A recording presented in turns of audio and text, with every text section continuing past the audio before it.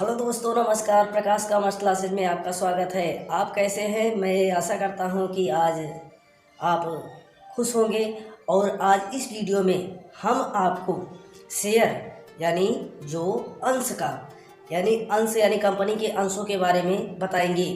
तो कंपनी के अंशों के बारे में यानी जो जानते हैं आप, उससे कहीं खास इस वीडियो को देखने के बाद में आपको जानकारी मिलेंगी।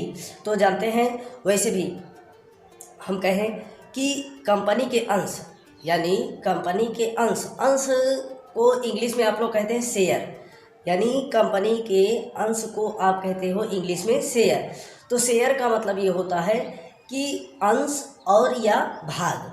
तो यानी जानते रहेगा कि कंपनी के अंशों को हम या तो अंश कहेंगे या तो भाग या हिस्सा जिसे आप कहते हैं। तो आप ये जानते रहेगा कि कंपनी के अंशों के बारे में आज हम चर्चा करेंगे। तो चलते हैं, देखा जाए कंपनी के अंश के प्रकार। तो कंपनी के अंश मुख्य दो प्रकार के होते हैं। कंपनी के अंश कितने प्रकार के होते हैं, इनको जानते रहे भैया। कंपनी के प्रकार, मान लीजिए ये अंश यानी अंश के प्रकार, अंश के प्रकार।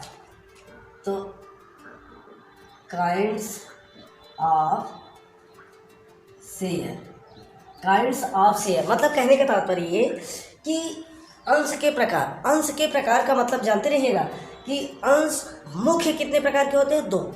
उनके पार्टीशन कर दीजिए, उनके अदर पार्ट होंगे उनको छोड़ दीजिएगा। मतलब कहने का मतलब कंपनी के अंश कितने ये बताइएगा, दो होते हैं। तो इनके बारे में पहली बात तो अंश के बारे में आप जानते होंगे तब भी बहुत सुंदर, लेकिन हम इस वीडियो में आपको अंश के बारे में भी बता दे रहे हैं। कंपनी की पूंजी कंपनी की पूंजी एक निश्चित हिस्से में विभाजित होती है, बटी होती है।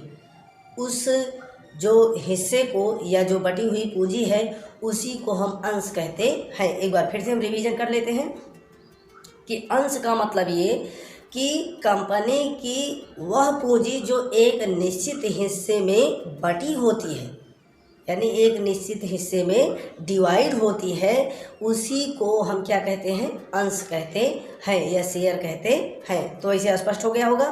तो स्पष्ट न हुआ होगा तब भी हमें कमेंट बॉक्स में कमेंट करिएगा कि हम प्रयास करेंगे कि और ढंग से आपको बताने का प्रयास करेंगे। तो चलते देखा जाए। फिर इसके बाद में ये लिखा है अंश के प्रकार। तो अंश के प्रकार हम आपको बताएं, अंश के कितने प्रकार होते हैं, दो। यानी अंश के कितने प्रकार होते हैं, दो। तो दो, अब उनके बारे में चर्चा कर लिया जाए। तो इनके जो दो प्रकार होते हैं तो आप इनको इस हिसाब से बना लीजिएगा। इनके दो प्रकार होते हैं। तो दो प्रकार कौन, एक होता है नंबर एक समता अंशधारी, समता अंशधारी, पूर्वाधिकार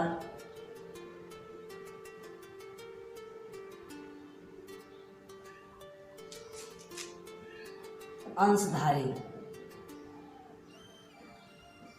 यानी इनको इंग्लिश में कहेंगे इक्विटी शेयर होल्डर और इनको कहेंगे प्रेफरेंस।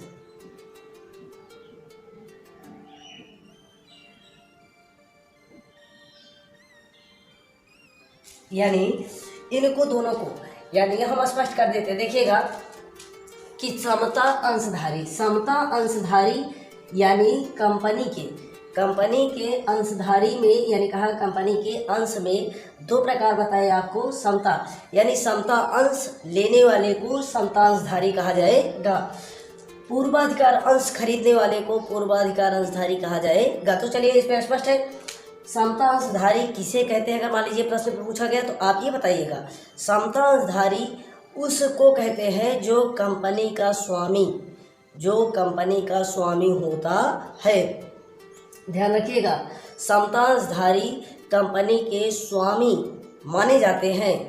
पूर्वाधिकार अंशधारी वे अंशधारी होते हैं जो कंपनी के लेनदार होते हैं।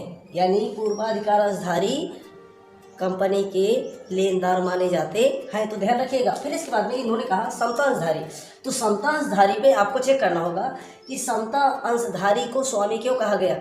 इसलिए क्योंकि संस्था को जो लाभांश, वर्ष में जो लाभांश प्राप्त होता है, समता अंशधारी को कंपनी के स्वामी इसलिए कहा जाता है कि जो वर्ष में संस्था को लाभांश होता है या प्राप्त होता है, तो उसमें सर्वप्रथम पूर्वाधिकार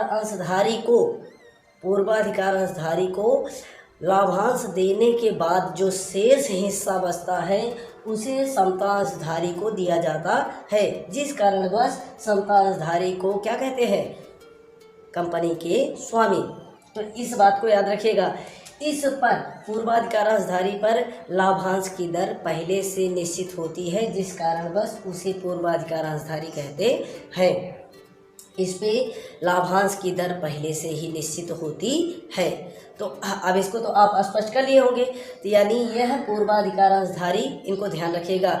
तो वैसे यह छोटे से प्रश्न, इनके बारे में हम आपको लगभग स्पष्ट करवा दिए हैं। आप हमारे वीडियो को पुश करके और अपने नोट्स में इनको फीड कर लीजिएगा कि समता अंशधारी यानी अंश के प्रकार के बारे में जो आज इस वीडियो को बताए। तो इस वीडियो को देखने के लिए आपका दिन शुभ हो और आप खुश रहें। इस प्रकार से हमारे वीडियो को देखते रहें और यदि नए हैं तो चैनल को सब्सक्राइब करना ना भूलिएगा। और हम शेयर से संबंधित सभी क्वेश्चन हम आपको देते रहेंगे। तो अब हम चाहेंगे विदा। आपका दिन शुभ हो। धन्यवाद।